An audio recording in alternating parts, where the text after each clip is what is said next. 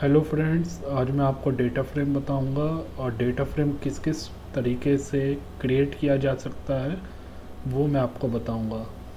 And इस data frame को सबसे ज़्यादा डिफ़िकल्ट होता है कि कोई वैल्यू मॉडिफाई करनी हो तो हम उस डेटा फ्रेम की वैल्यू कैसे मॉडिफाई करें और क्या क्या तरीके होते हैं किसी डेटा फ्रेम को क्रिएट करने के, वो सारे तरीके मैं आपको इस वीडियो में बताऊँगा। देखने से पहले आप मेरा चैनल प्लीज़ सब्सक्राइब कीजिए और लाइक बटन दबाइए। ओके, सो मैं इसे स्टार्ट करता हूँ। तो फ्रेंड्स, डेटा फ्रेम क्रिएट करने का सबसे फर्स्ट वे जो मेथड है, लिस्ट के थ्रू भी हम डेटा फ्रेम को क्रिएट कर सकते हैं। तो डेटा फ्रेम का मतलब क्या होता है? अगर पांडास में डेटा फ्रेम की बात करें, it's like a table. Table में क्या होते हैं? हमारे rows and column. So data frame create करने के लिए हमें रोज भी चाहिए होंगे, कॉलम भी चाहिए होंगे। सपोज हमें 2 रो क्रिएट करनी है, 2 कॉलम क्रिएट करने हैं, तो ये तरीका होता है लिस्ट, नेस्टेड लिस्ट का तरीका। तो आप देख रहे हो कि मैंने इधर नेस्टेड लिस्ट पास करी है, मतलब लिस्ट के अंदर एक और लिस्ट बनाई है जिसके अंदर मैंने की और कह लो वैल्यू की तरीके से मल्टीपल वैल्यू दी हुई है। तो आप देखो एक लिस्ट के अंदर मैंने 2 वैल्यू दी हुई है, मतलब कि ये 2 कॉलम मेरे क्रिएट हो जाएंगे। और इधर मैंने फिर दोबारा से 3 पर्टिकुलर रोज मैंने एक तरीके से क्रिएट की गई है और तीनों रोज में आप देखो 2-2 कॉलम है। तो अब मैं इस लिस्ट को पास करूंगा डेटा फ्रेम के अंदर और मैंने कॉलम का नाम इधर दे दिया नेम एंड एज। तो अगर मैं इसे रन करूंगा तो आप देखो इसने नेम और एज नाम के 2 कॉलम बना दिए। अगर मैं इन कॉलम को नहीं लेता तो ये बाय डिफ़ॉल्ट कॉलम की नेमिंग दे देता है। और डेटा फ्रेम की एक प्रॉपर्टी और होती है, जब भी हम कोई भी कॉलम क्रिएट करते हैं, कोई भी टेबल क्रिएट करते हैं डेटा फ्रेम में, तो ये बाय डिफ़ॉल्ट उसकी इंडेक्सिंग 0 से स्टार्ट करता है। आप देख सकते हैं इसमें इंडेक्सिंग करी हुई है 0, 1, 2। तो ये एक तरीके से इंडेक्सिंग है। तो मैंने इधर सपोज अभी 3 रोज क्रिएट करे हैं और हर रोज में मेरे 2 वैल्यू है, एलेक्स और 10। सपोज मैंने इधर मुझे कोई एक रो और क्रिएट करना है तो मैं इधर कुछ भी वैल्यू दे सकता हूँ, ABC एंड 35। तो इसने देखो एक और रो मेरी क्रिएट कर दी और कॉलम मैंने सिर्फ 2 ही लिए हुए हैं। अगर मैं इधर चाहूँ इस कॉलम को हटा दूँ, अगर मैं इस कॉलम को हटा देता हूँ नेम और एज को, तो आप देखना कि फ्रेंड बाय डिफ़ॉल्ट कॉलम की इंडेक्सिंग 0, 1 से स्टार्ट कर दी, जैसे कि रो की इंडेक्सिंग ये कर रहा है। रो की इंडेक्सिंग आप देख सकते हैं फ्रेंड 0, 1, 2, 3 इस तरीके से स्टार्ट करी हुई है, राइट। और कॉलम की इंडेक्सिंग भी इसने बाय डिफ़ॉल्ट 0, 1 ले ली है, राइट। अगर आप इस इंडेक्सिंग को चेंज करना चाहते हो, वो भी मैं आपको नीचे दिखाऊंगा कि आप इस रो की इंडेक्सिंग को चेंज कैसे कर सकते हो। बस इस इंडेक्सिंग का पर्पज़ बेसिकली यही होता है कि आपका एक तरीके से आप ये कह लो कि पर्टिकुलर रो कौन से इंडेक्स पे है, वो चीज़ आप इधर से देख सकते हो। अब अगर मैंने इधर ABC और 35 आप देख लो, लास्ट रो अभी मैंने आपके सामने क्रिएट करी। अब मैं इधर एक वैल्यू और ले लेता हूँ 100। तो अब मेरे क्या हो गए, पर्टिकुलर ये 2 रो आपने देखा होगा, ये जो 3 रोज क्रिएट हुई हैं इनमें सिर्फ 2-2 वैल्यू हैं, Alex 10, John 20 and Julie 25। But last rows में मैंने क्या करा, 3 वैल्यू दे दी, ABC, 35, 100। अब देखते हैं क्या आउटपुट देता है। तो आप देखो इसने जो है लास्ट रो में 3 वैल्यू क्रिएट कर दिया और बाकी की जो सेकंड कॉलम की वैल्यू है, थर्ड कॉलम की वैल्यू, उसमें सबको अपने नॉट एप्लीकेबल कर दिया, मीन्स मिसिंग वैल्यू। NaN जो सिग्निफिकेंस होता है पाइथन में, इट मीन्स कि ये मिसिंग वैल्यू है। तो जैसे ही मैंने फोर्थ रो में एक कॉलम की वैल्यू और ऐड कर दी, 100 ऐड कर दी, तो आप देखो कि उसने ऑटोमेटिकली एक कॉलम और क्रिएट कर दिया और उसके करस्पॉन्डिंग जितनी भी रोज थी उन सब में उसने मिसिंग वैल्यू कर दी है। तो ये आपको समझ में आ गया होगा कि हम लोग किस तरीके से लिस्ट के अंदर पर्टिकुलर रोज पास करते हैं। और एक तरीके से आप कह सकते हैं नेस्टेड लिस्ट है, तो इसके थ्रू भी हम आराम से डेटा फ्रेम क्रिएट कर सकते हैं। और हमारे पास ऑप्शन होता है कि हम कॉलम का नेम देना चाहें या नहीं देना चाहें। अगर नहीं देते तो कॉलम में 0, 1, 2 ले लेता है, राइट। 0 1 2 कॉलम ले लेता है। और आपको मान लो कुछ पर्टिकुलर कॉलम प्रिंट करवाना है तो आप कॉलम का नेम पास कर दीजिए 0। तो आप देखो इसने पहला कॉलम प्रिंट करवा दिया, पहले ही वैल्यू दिखा रहा था दिस 0 1 2। जैसे ही मैंने इसमें एक पर्टिकुलर कॉलम पास किया 0, इसने सिर्फ पहले कॉलम की वैल्यू दिखा दी। और अगर मैं इधर कॉलम के नेम दे दूं, कॉलम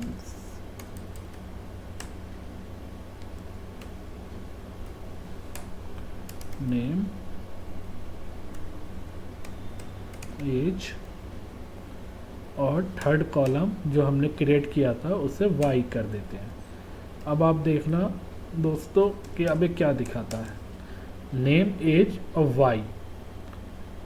अब मुझे इसमें से जो कॉलम एक्सेस करना है, नेम एक्सेस करना है, क्योंकि अब मेरा इंटीजर कॉलम नहीं है तो मैं उसे कोट्स में पास करूँगा नेम। तो आप देखो डेटा फ्रेम ने पर्टिकुलर नेम कॉलम मेरे को रिटर्न कर दिया। अगर मैं इधर वाई कर देता हूँ तो ये मेरे को लास्ट कॉलम रिटर्न कर देगा, जिसमें से लास्ट रो में वैल्यू है 100। तो एग्जाम्पल आपको समझ में आ गया होगा, राइट। अब आते हैं सेकंड एग्जाम्पल में।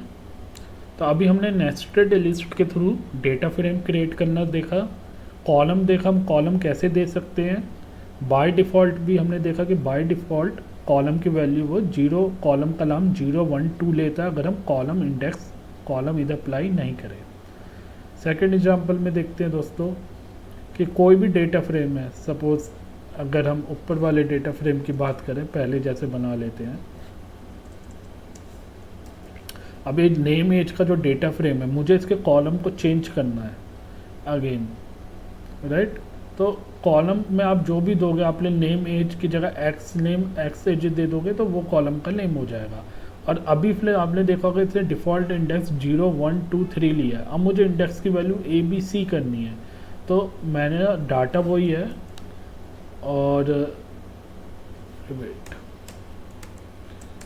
मेरा डाटा वही है ऊपर वाला। आप देखो ऊपर डेटा में 4 रिकॉर्ड थे, 4 रोज थी। अब मैंने उसकी इंडेक्सिंग की वैल्यू अपनी साइड से दे दी ए बी सी डी। तब उसने क्या करा 0 1 2 3 की जगह ए बी सी डी ले ली।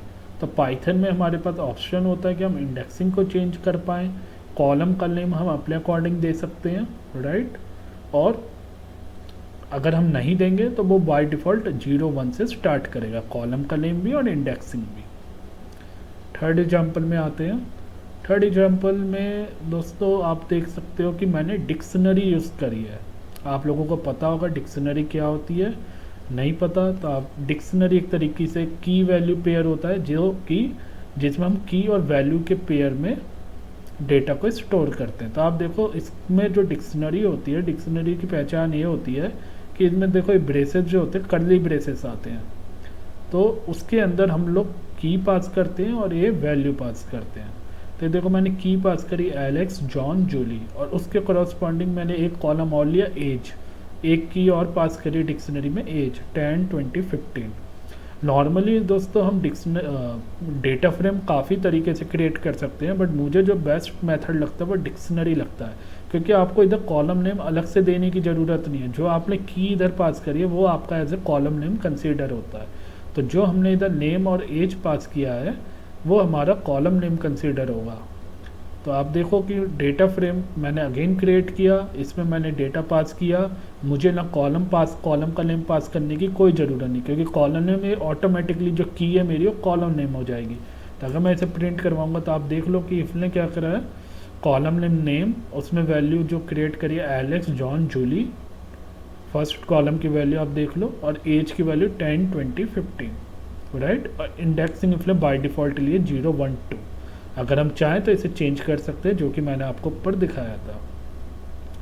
नेक्स्ट एग्जांपल देखते हैं। हमने देखा कि डेटा फ्रेम नेस्टेड लिस्ट से क्रिएट कर सकते हैं, डिक्शनरी से क्रिएट कर सकते हैं। अब हम देखेंगे डेटा फ्रेम एरे से भी क्रिएट कर सकते हैं। पाइथन में आपने मैथमेटिक्स में भी पढ़ा होगा एरे क्या होता है, लाइक ऐसी पाइथन में भी एरे होता है। एरे अगर आप बोलो तो इसका भी टेबल लाइक स्ट्रक्चर ही होता है, कॉलम्स और रो के फॉर्मेट में वैल्यू होती है। एरे हमारा डायमेंशनल होता है, 2 डायमेंशन 3 डायमेंशन। 3 डायमेंशन मतलब 3 रोज 3 कॉलम, 2 डायमेंशन मीन्स 2 रोज 2 कॉलम। तो इधर आप देख सकते हो कि हमने एरे क्रिएट किया। एरे के लिए जो लाइब्रेरी यूज़ होती है एनपी यूज़ होती है। आपको जैसे मैं ऊपर डेटा फ्रेम के लिए पांडास लाइब्रेरी यूज़ कर रहा था, आप ऊपर देख रहे होगे जितने भी एग्जाम्पल मैंने यूज़ करे हैं, import pandas as P D मैंने एलियास दे दिया, आप चाहो कुछ भी दे सकते हो। उस एलियास को मैंने इधर यूज़ करा pd.dataFrame। तो डेटा फ्रेम एक तरीके से मेथड है, पाइथन पांडास एक लाइब्रेरी है, इस लाइब्रेरी के मेथड को कॉल करा है। तो इधर एलियास हमने pd यूज़ करा। अगर आप xyz यूज़ करते हो तो आपको xyz भी इधर लिखना पड़ेगा, बट हमने pd यूज़ करा तो हम एलियास नाम से कॉल करेंगे। pd.dataFrame, इससे हमारा डेटा फ्रेम क्रिएट हो जाता है। ऐसी एरे क्रिएट करने के लिए लाइब्रेरी जो पाइथन की यूज़ होती है numpy यूज़ होती है। इसका जो शॉर्ट फॉर्म है हमने np दे दिया, मीन्स जहाँ पे भी हमें numpy की ज़रूरत होगी हम वहाँ पे np को कॉल कर लेंगे तो numpy ऑटोमेटिकली कॉल हो जाएगा, राइट। तो np.array, तो np.array से हमारा एरे बनता है और उसके अंदर हमें एक तरीके से रोज़ कॉलम्स फॉर्मेट में लिस्ट पास करनी होती है। तो आप देखो कि इधर मैंने एक लिस्ट दी, उस लिस्ट के अंदर फर्दर मैंने 3 लिस्ट क्रिएट कर ली। लिस्ट आप लोग समझते हो कि लिस्ट वही होता है जिसमें हमारे ब्रेसेस, आप देख लो कैसे जो ब्रेसेस हैं स्क्वायर ब्रेसेस हमारे इस तरीके से काम होते हैं। तो लिस्ट अगर आप देखोगे तो इसमें मैंने 3 लिस्ट फर्दर पास कर दी है, एलिस जॉन जूली 10 20 25 और HR फिनेंस IT। तो अगर आप देखोगे अब इस एरे को मैंने क्या करा, सीधा डेटा फ्रेम में पास कर दिया। तो अगर आप देखोगे इसका फॉर्मेट, इसे किस फॉर्मेट में क्रिएट कर दिया, फर्स्ट लिस्ट को उसने फर्स्ट रो बना दिया, सेकंड लिस्ट को सेकंड रो बना दिया एंड थर्ड लिस्ट को थर्ड रो बना दिया। क्योंकि एरे हमारा इसी तरीके से काम करता है। बट आप ऊपर जो आपने एग्जाम्पल देखा होगा, आप देख रहे हो कि इधर जो चीज़ हमें कॉलम वाइज चाहिए थी वो इसने रो वाइज क्रिएट कर दी है, राइट। अगर आप ऊपर देखोगे एरे जॉन जूली एक तरीके से इसने कॉलम क्रिएट किया था नेम, और एरे जॉन जूली करके वैल्यू जो आई थी वो कॉलम वाइज आई थी। बट अभी इसने क्या करा है, जब मैंने एरे में पास करा है तो एरे जॉन जूली जो वैल्यू देख रहे हो आप इधर रो वाइज क्रिएट हो गए हैं, ये सारी रो वाइज वैल्यू क्रिएट हो गए हैं। तो इसके लिए हमें इसे क्या करना पड़ेगा, इसे रिसाइज करना पड़ेगा, इसकी वैल्यू को चेंज करना पड़ेगा। और इसमें कॉलम भी आप देखो डिफ़ॉल्ट 11 0 1 2। तो हमने क्या करा, एक डिक्शनरी क्रिएट करी फर्दर। उस डिक्शनरी के अंदर आपको मैंने बताया था जो की होती है वो हमारा कॉलम नेम कंसीडर होती है। तो हमने 3 कॉलम ले लिए, 3 कीज ले ली डिक्शनरी के अंदर, नेम एज एंड डिपार्टमेंट। ये तीनों जो है हमारी की तरह काम करेंगी, कॉलम नेम हो गई। अब इन कॉलम के नेम की वैल्यू भी हमें देनी है। तो आप देखो जो मैंने ऊपर एरे क्रिएट करा है उस एरे को मैंने डेटा फ्रेम में पास किया, तो डेटा फ्रेम ने देखो किस तरीके से रिटर्न किया 0 1 2, राइट। तो एरे 0 में जो हमारी वैल्यू होगी, राइट, एरे 0 में हमारी वैल्यू क्या आ रही है, एलेक्स 10 HR फर्स्ट रो आ रही है, राइट। अगर आप ऊपर देखोगे एलेक्स 10 HR, राइट। तो मैंने जो फर्स्ट रो है उसे नेम में पास कर दिया।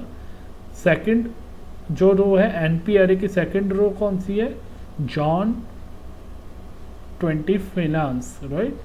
तो इस सेकंड को मैंने एज में पास कर दिया है, राइट। तो सेकंड रो हमारी ये है 10 20 25, राइट। एंड थर्ड रो हमारी HR फिनेंस IT है, राइट। तो जो फर्स्ट रो थी उसे हम एक्सेस करते हैं NP एरे 0, तो ये आ गई मेरी फर्स्ट रो नेम में। सेकंड रो NP एरे 1 है हमारी 10 20 25, उसे हमने एज में पास कर दिया। डिपार्टमेंट में हमने NP एरे की वैल्यू क्या पास कर दी, HR फिनेंस IT। तो अब अगेन इसका जो स्ट्रक्चर है वो आप देखो चेंज हो गया। जब मैंने इसे पास किया डेटा फ्रेम में प्रिंट करवाया तो आप देखो नेम में नेम की वैल्यू आ गई, एज कॉलम में एज की वैल्यू आ गई, डिपार्टमेंट में डिपार्टमेंट की वैल्यू आ गई। तो अब इसका स्ट्रक्चर जो है टेबल की तरह दिख रहा है।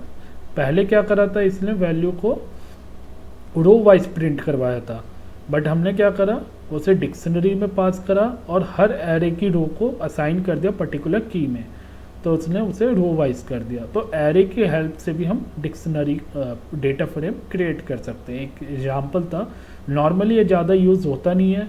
सबसे ज़्यादा अगर डेटा फ्रेम यूज़ होता है तो आप देखो कि इस तरीके से यूज़ होता है, डिक्शनरी में हमने की पास करो, लिस्ट में वैल्यू पास कर दो। तो इस तरीके से आप डेटा फ्रेम इजीली क्रिएट कर सकते हैं। और सेकेंडली डेटा फ्रेम जो क्रिएट होता है CSV फाइल को रीड करते समय भी क्रिएट होता है, वो मैं आपको आगे दिखाऊंगा। अगला नेक्स्ट एग्जांपल है लिस्ट। तो ये एग्जांपल मैं आपको दिखा चुका हूँ सबसे पहले कि लिस्ट के अंदर नेस्टेड लिस्ट जब हम पास करते हैं तो हम एक तरीके से अपना वो डेटा फ्रेम क्रिएट कर सकते हैं। तो इधर आप देखो मैंने 3 लिस्ट पास करी, तीनों लिस्ट में मैंने वैल्यू दे दी एलेक्स 10 HR फर्स्ट रो की वैल्यू, सेकंड रो की वैल्यू जॉन 20 फिनांस वो मैंने सेकंड लिस्ट में दी, थर्ड लिस्ट में जूली 25 IT, राइट। और इस लिस्ट को मैंने पास किया, इधर कॉलम के नेम पास कर दिए, तो बाय यूजिंग लिस्ट हमने डेटा फ्रेम इजीली क्रिएट कर लिया, राइट। आप देख सकते हैं। नेक्स्ट एग्जांपल हम आते हैं कंडीशन में। दोस्तों डेटा फ्रेम क्रिएट करना बहुत सिंपल है, it's not very difficult, but सबसे ज़्यादा चैलेंजेस तब आते हैं जब हमें डेटा फ्रेम में कोई हमसे कह दे कि इस पर्टिकुलर सबसेट की वैल्यू हमें दे दो, या डेटा फ्रेम में कोई पर्टिकुलर कॉलम किसी को ऐड करवाना है या मॉडिफाई करना है, राइट। तो वो चीज़ें थोड़ी सी डिफ़िकल्ट होती हैं। तो मैं आपको वो एग्जांपल से बताता हूँ कि हम कैसे डेटा फ्रेम में कोई भी एक न्यू कॉलम क्रिएट कर सकते हैं बेस्ड ऑन द कंडीशन। तो आप देखो इधर मैंने एक डेटा फ्रेम क्रिएट कर रखा है जिसके 4 कॉलम है, name, age, salary, department, right. तो टेबल फॉर्म में क्रिएट हो जाएगा। नेम कॉलम में 4 वैल्यू आएंगी, एज में 10, 20, 25, 24 आएगी, लाइक इस तरीके से डेटा फ्रेम क्रिएट हो गया। अब जब डेटा फ्रेम क्रिएट हो गया, हमने डेटा फ्रेम में कंडीशन लगानी है कि हम एक क्लास कैटेगरी क्रिएट करना चाहते हैं, कॉलम न्यू कॉलम बनाना चाहते हैं। उस न्यू कॉलम हम एक तरीके से कैटेगरी असाइन करना चाहते हैं डेटा फ्रेम को जिसकी सैलरी 1000 से नीचे हो और 1000 से इक्वल हो। उस केस में मेरा एक क्लास क्रिएट हो जाए कि उसे मैं क्लास में असाइन करना चाहता हूँ कि वो A क्लास के लोग हैं, और जिनकी सैलरी 1000 से ऊपर होगी मैं उन्हें B क्लास देना चाहता हूँ, राइट। तो इस केस में हमें एक कॉलम क्रिएट करना पड़ेगा क्लास, और उसमें A और B असाइन करना होगा बेस्ड ऑन द सैलरी। तो इस टाइप के सिनेरियो आपको प्रैक्टिकली आ सकते हैं जब आप डेटा फ्रेम या पाइथन के प्रोजेक्ट में काम करोगे कि आपको जो है सैलरी कॉलम या कोई भी कंडीशन के बेस पे न्यू कॉलम क्रिएट करना है। तो इधर हमारी कंडीशन सिंपल ये है कि जिनकी सैलरी लेस देन और इक्वल टू 1000 है वो क्लास A में आए, और जिनकी सैलरी ग्रेटर देन 1000 है वो क्लास B में आए। तो हमारा एक मेथड होता है df.loc। इस मेथड का बेसिकली काम क्या होता है, इसमें हमें कितना मतलब सबसेट ऑफ रोज, जो भी हमें पर्टिकुलर सबसेट पे कंडीशन अप्लाई करनी है, तो उस कंडीशन को अप्लाई करने के लिए हम df.loc अप्लाई करते हैं। अगर हमें कुछ पर्टिकुलर सबसेट ऑफ वैल्यू चाहिए तब हम इसका यूज़ करते हैं। अगर हमें कुछ पर्टिकुलर रोज में या कुछ पर्टिकुलर कॉलम में कुछ कंडीशन अप्लाई करनी है तब हम df.loc मेथड का यूज़ करते हैं। तो बेसिकली इस मेथड का काम ही यही होता है कि कुछ पर्टिकुलर सबसेट पे आप कुछ कंडीशन लगा सको डेटा फ्रेम में, कॉलम वाइज, रो वाइज। तो आप देखो कि मैंने df.loc मेथड यूज़ करा, उसके अंदर मैंने पास किया df.sal। तो df ब्रैकेट सेल कॉलम मैंने इसमें पास किया सैलरी कॉलम, तो इससे वो सैलरी एक्सेस हुई। इधर कंडीशन लगाई लेस देन इक्वल टू 1000, और उनको क्लास एक मैंने कॉमा दे के मैंने न्यू कॉलम दे दिया क्लास, और इक्वल टू A कर दिया। तो इस मेथड का मतलब क्या है कि जिनकी सैलरी 1000 से लेस होगी उनको लिए एक कॉलम क्रिएट हो जाएगा क्लास, और उसमें वैल्यू जो असाइन हो जाएगी A वैल्यू असाइन हो जाएगी, राइट। और फिर उसके बाद मैंने एक और मेथड सेम मेथड यूज़ करा, बस कंडीशन चेंज करी, df.lac, df के अंदर मैंने सैलरी पास करी अगेन, और ग्रेटर देन 1000, अगर सैलरी 1000 से ज़्यादा होती है तो उनकी क्लास B हो जाएगी। तो आप देख सकते हो नीचे एग्जाम्पल कि सैलरी 1000 जो है और 1000 से नीचे सैलरी जो है 500 एंड 1000, तो ये दोनों के लिए पहली कंडीशन मेरी काम कर रही है 1000 और 500 के इक्वल हो, 1000 के इक्वल और उससे लेस हो। तो इसमें दो सैलरी आ रही है 1000 एंड 500, और उनकी क्लास क्या असाइन हो गई, A असाइन हो गई, राइट। और 1000 से जो बड़ी हो, जो भी ज़्यादा सैलरी है लाइक 2000 एंड 1500, उन्हें क्लास B असाइन हो गई, राइट। तो इस तरीके से हम न्यू कॉलम हमने क्रिएट करा बेस्ड ऑन द कंडीशन। तो ये df.loc मेथड एक काफ़ी इंपॉर्टेंट होता है और आप समझ सकते हो कि इस तरीके से हम लोग कोई भी कंडीशन बेस पे कॉलम क्रिएट कर सकते हैं। एक नेक्स्ट एग्जांपल हम और देखते हैं। नेक्स्ट एग्जांपल हम देखते हैं अप्लाई मेथड। अप्लाई मेथड भी पाइथन में यूज़ होता है। अप्लाई मेथड का काम भी यही होता है कि अगर आपको कोई एग्जिस्टिंग कॉलम को मॉडिफाई करना हो या कोई न्यू कॉलम क्रिएट करना हो, तो अब देखते हैं कैसे काम करता है। सेम डेटा फ्रेम है, name, age, salary, department, 4 column है। मैंने इधर अगेन क्लास एक कैटेगरी क्रिएट करी है और इस क्लास कैटेगरी में अगेन मैंने क्या करा है, मैंने सेम मुझे वही कंडीशन चाहिए कि 1000 से लेस देन और 1000 के बराबर जो सैलरी हो उसे कैटेगरी ए में असाइन कर दो, और जो 1000 से नीचे हो 1000 से बड़ी जो ग्रेटर सैलरी हो उन्हें कैटेगरी बी में असाइन कर दो। तो आप देख सकते हो मैंने पहले कॉलम सेलेक्ट किया salary and apply method use करा। अप्लाई मेथड क्या होता है, एक तरीके से अप्लाई मेथड के अंदर हम कंडीशन अप्लाई कर सकते हैं। तो कंडीशन अप्लाई करने का तरीका आप देखो, lambda x colon a if x less than equal to 1000 else B. तो एक कंडीशन क्या कह रही है, ये जो x जो होता है लैम्डा x आप देख रहे हो, इस लैम्डा x में क्या पास होगी, इस सैलरी की वैल्यू पास होगी। तो सैलरी की वैल्यू सपोज फर्स्ट वैल्यू 1000, तो लैम्डा में जो x है x में 1000 पास हो गया, right. This is a input variable, right. तो ये तरीका होता है लैम्डा लिखने का, एक पाइथन का ये मेथड होता है। तो जब हमारी x की वैल्यू 1000 से नीचे हो, राइट, एंड 1000 के बराबर हो, और इस x में इनपुट में क्या वैल्यू आ रही है, इस इनपुट में वैल्यू आ रही है सैलरी की। तो इट मीन्स कि जो भी सैलरी हमारी 1000 के बराबर और 1000 से नीचे हो उनमें क्या साइन कर दो, क्लास ए। आप देख रहे हो ए जो होता है, जब एक कंडीशन इफ़ कंडीशन ट्रू होगी तो हमारी वैल्यू रिटर्न होगी ए, और इफ़ कंडीशन फॉल्स होगी तो हमारी वैल्यू रिटर्न होगी बी, राइट। तो अगर 1000 से लेस है सैलरी तो हमारी वैल्यू इधर हो गई ए, और अगर इफ़ कंडीशन फेल हो जाती है तो ऑब्वियसली इट मीन्स हमारी सैलरी 1000 से ऊपर जा रही है। तो एल्स के कंडीशन में हमारी कंडीशन वैल्यू क्या आ रही है, बी, तो हमने इधर बी असाइन कर दिया, राइट। आई होप आपको समझ में आ गया होगा। और डीएफ क्लास करके हमने न्यू कॉलम क्रिएट कर लिया। आप इधर अगर कंफ्यूज हो रहे हो, लैम्डा एक्स जो एक तरीका है, एक मेथड होता है कंडीशन अप्लाई करने का। तो आप इस तरीके से समझिए कि जो सैलरी आ रही है, जो इनपुट पैरामीटर आ रहा है, वही हमारी इधर एक्स की वैल्यू आएगी, राइट। अब वो इधर हमारी एक्स की वैल्यू चेक होगी, और जो भी ट्रू कंडीशन होगी, जिस केस में इफ़ ट्रू होगा तो हमारी वैल्यू जो रिटर्न होगी ए रिटर्न हो जाएगी, राइट, क्योंकि हमने ए लिखा। अगर हम इधर कुछ भी लिखेंगे एक्स वाई जेड, वो हमारी वैल्यू रिटर्न हो जाएगी, राइट। तो इस तरीके से अप्लाई मेथड भी हम लोग यूज़ करते हैं कोई भी कंडीशन बेस्ड कॉलम क्रिएट करने के लिए, राइट। अब मैंने आपसे कहा था अप्लाई मेथड से हम एग्जिस्टिंग कॉलम को मॉडिफाई भी कर सकते हैं, न्यू कॉलम को क्रिएट भी कर सकते हैं। तो अभी हमने न्यू कॉलम क्रिएट किया था क्लास कॉलम, वो आप लोगों ने देखा। अब मैं दिखाता हूँ आपको कि एग्जिस्टिंग कॉलम अगर मॉडिफाई करना अप्लाई मेथड के हेल्प से तो कैसे करेंगे। तो हमने सेम डेटा फ्रेम लिया और इस डेटा फ्रेम में सैलरी कॉलम लिया एंड अप्लाई मेथड इधर यूज़ करा।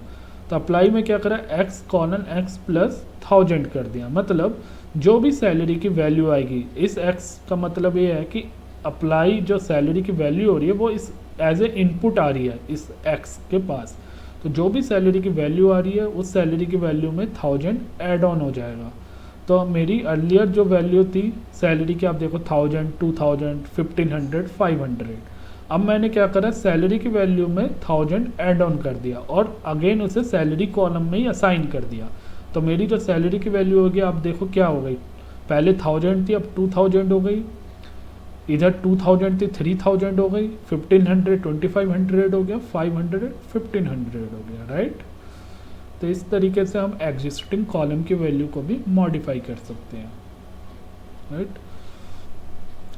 अब आप लोगों ने एलओसी मेथड भी देख लिया, अप्लाई मेथड भी देख लिया।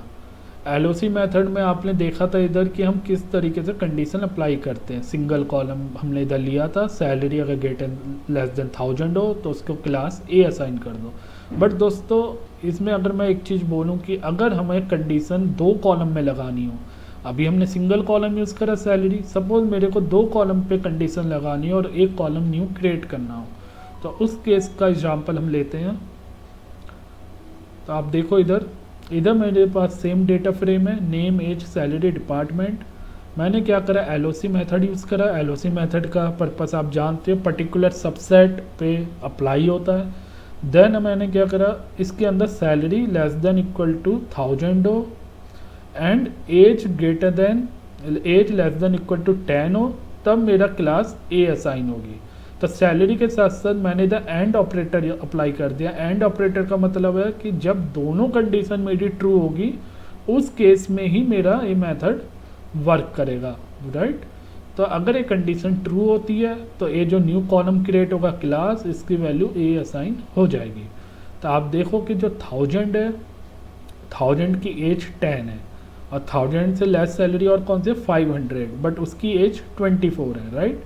तो इस केस में जो मेरी कंडीशन फुलफिल हो रही है वो पहली रो फुलफिल कर रहा है जिसमें एलेक्स की एज 10 है और सैलरी 1000 है। तो ये देखो इसमें दोनों कंडीशन फुलफिल हो रही है, salary greater than equal to 1000 भी है और age greater than equal to 10 भी है। तो इस केस में उसने क्लास ए असाइन कर दी। अब बाकी में मैंने कुछ अप्लाई नहीं करा, तो बाकी एज इट इज़ इधर मिसिंग वैल्यू या नॉट एप्लीकेबल वैल्यू आप कह सकते हो, क्लास इधर असाइन होगी, राइट। इसी तरीके से हम एंड के साथ और ऑपरेटर भी यूज़ कर सकते हैं। और के लिए हम इधर पाइप यूज़ कर रहे हैं और सेम कंडीशन हमने दे दी है कि salary less than equal to 1000 हो और age less than equal to 10 हो, राइट। तो आप इधर देख सकते हो कि salary less than equal to 1000 है and age less than equal to 10, right. तो salary less than equal to 1000 हो तो उस केस में मेरी 2 रो फिल करनी है, एक तो ये फर्स्ट रो एंड एक लास्ट रो। इसमें क्या है, एक में सैलरी 500 है, एक में 1000 है, राइट। और age less than equal to 10 हो तो उसमें सिर्फ मेरी एक ही रो फॉल कर रही है, एक ही कंडीशन एक ही रो पे वैलिड हो रही है, फर्स्ट रो पे, क्योंकि फर्स्ट रो की एज 10 है, बाकी सबकी एज जो है ज़्यादा है, राइट। अगर आप इसे चेक करते हैं हम इसका इनपुट, तो आप देखो कि इधर जो इसने क्लास असाइन करी है फर्स्ट रो को भी असाइन करी है, सेकंड रो को भी असाइन करी। क्यों? क्योंकि इधर हमने और ऑपरेटर लगाया हुआ है। अगर सैलरी 1000 से नीचे होगी 10 फर्स्ट, जिसमें कि फर्स्ट रो और लास्ट रो आ रही है, बट उस केस में ज़रूरी नहीं कि हमारी एज भी चेक हो, एज हो ना हो उससे कोई फ़र्क नहीं पड़ता। एज अगर लेस देन इक्वल टू 10 हो तो भी सही है, अगर नहीं भी है तो भी मेरी कंडीशन है ट्रू हो जाएगी। तो और ऑपरेटर के केस में इसने क्लास फर्स्ट रो को भी ए कैटेगरी में रख दिया एंड लास्ट रो की भी कैटेगरी ए असाइन कर दी, राइट। अच्छा, अब आप लोगों को पता होगा कि डेटा फ्रेम हमने बनाना सीख लिया, हमने डेटा फ्रेम में कंडीशन लगाना सीख लिया, अप्लाई मेथड देख लिया, एलओसी मेथड देख लिया। अब जो आता है सबसे इम्पोर्टेंट मेथड आता है कि अगर कोई लार्ज डेटा सेट है, इधर तो मैंने सिंपल 4 ही कॉलम लिए हैं, अगर कोई लार्ज डेटा सेट है और आपसे कोई पूछे कि इस डेटा फ्रेम में कितनी नल वैल्यू है, इसका डेटा टाइप क्या है, तो आप उसे कैसे बता पाएंगे। तो उसके लिए हमारे पास मेथड होता है इन्फो मेथड, df.info। तो जब हम इन्फो मेथड को कॉल करते हैं तो आप देखो ये पूरी एक समरी रिटर्न कर देता है डेटा फ्रेम की। समरी में क्या क्या रिटर्न करता है, समरी में बता देता है कि कॉलम के नेम क्या है, आप देख सकते हो इसमें कॉलम के नेम, और हर एक कॉलम में नॉन नल वैल्यू कितनी है। तो आप देखो इसने नॉन नल वैल्यू कितनी रिटर्न करी, 4, क्योंकि सारे कॉलम में 4 वैल्यू है। अगर किसी कॉलम में नल वैल्यू होती तो ये 3 रिटर्न करता। तो आप देख रहे हो इधर नेम में इसने 4, एज में 4, सैलरी में 4, डिपार्टमेंट में 4 वैल्यू रिटर्न करी है, राइट। एंड डेटा टाइप भी इसने बताया है कि नेम जो कॉलम है उसका डेटा टाइप ऑब्जेक्ट है। आप लोगों को शायद ना पता हो तो मैं बता दूं, जो डेटा टाइप होता है नेम एक तरीके से इसमें स्ट्रिंग डली हुई है, आप देख लो एलिस, जॉन, ये सब स्ट्रिंग है। तो इसमें जो डेटा टाइप यूज़ होता है, पाइथन जो यूज़ करता है वो ऑब्जेक्ट यूज़ करता है स्ट्रिंग डेटा टाइप के लिए, राइट। एंड इंटीजर के लिए इंट यूज़ करता है। तो आप एज 10, 20, 24 है, तो इधर देखो इसने डेटा टाइप इंटीजर असाइन करा हुआ है। राइट। एंड साथ में मेमोरी भी बता देता है कि आपके डेटा फ्रेम कितनी मेमोरी कंज्यूम कर रहा है। आप देख सकते हो 256 बाइट्स इसलिए मेमोरी यूज़ करी हुई है डेटा फ्रेम में, राइट। अब अगर मैं आपसे बोलूं कि नॉन नल वैल्यू रिटर्न करता है, राइट। अब मुझे इधर कोई भी वैल्यू अगर मैं इधर नल कर देता हूं तो देखते हैं कि क्या वैल्यू नेम में रिटर्न करता है। तो मैंने एन कर दिया है नॉट एप्लीकेबल। तो इसमें जो करने का तरीका होता है इंपोर्ट numpy snp और इधर हम मिसिंग वैल्यू असाइन कर देते हैं, राइट। अब आप देखो मैंने numpy मेथड का यूज़ करके एक मिसिंग वैल्यू असाइन कर दी np.nan means not applicable value, this we consider as a null value, right. मैंने इधर नल वैल्यू असाइन कर दी है। तो अब जब मैंने इसे रन किया तो फिर नेम में जो वैल्यू रिटर्न करी 3 वैल्यू रिटर्न करी। क्यों? क्योंकि जो समरी जो देता है उस समरी में नॉन नल वैल्यू काउंट करके बता देता है कि आपके जो डेटा फ्रेम में कितनी वैल्यू है जो कि एक्चुअल है, जो कि नल नहीं है।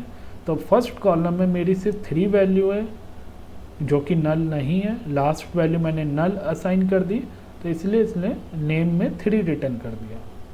आई होप आप लोगों को समझ में आया होगा।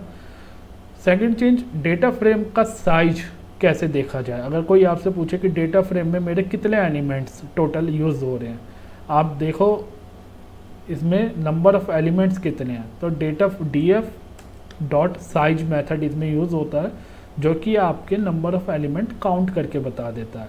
तो इसने वैल्यू जो रिटर्न करी मेरी 16 रिटर्न करी है। तो आप काउंट करके भी देख सकते हो कि कितनी वैल्यू है इसमें डेटा फ्रेम में। आप वैल्यू काउंट करो 1 2 3 4 5 6 7 8 9 10 11 12 एंड 13 14 15 16 टोटल इसमें 16 वैल्यू है अगर आप सारी रोज़ और कॉलम की वैल्यू मिला के काउंट करो।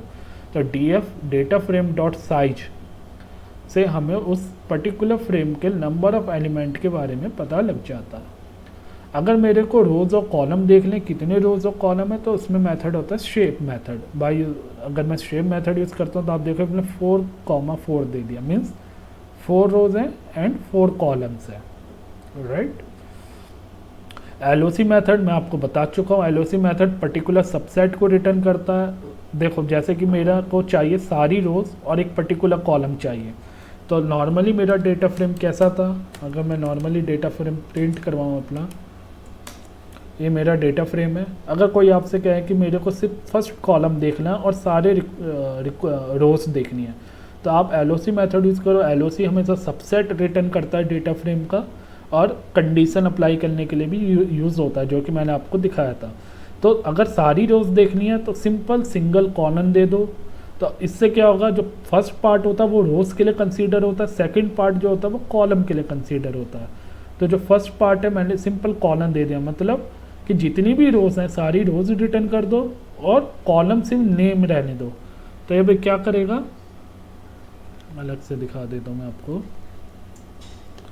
अभी क्या करेगा, अगर मैं इस तरीके से करूँ तो इसने सिर्फ नेम कॉलम मेरे को रिटर्न कर दिया और उसकी सारी रोज़ मेरे को रिटर्न कर दी। बट मैं चाहता हूँ कि मेरे को सिर्फ फर्स्ट 2 रोज़ चाहिए, तो 0:1 कर देता हूँ। तो आप देखो 0:1 करते ही फिर सिर्फ 0 और 1 सिर्फ 2 रो रिटर्न करी और कॉलम नेम रिटर्न करा, राइट।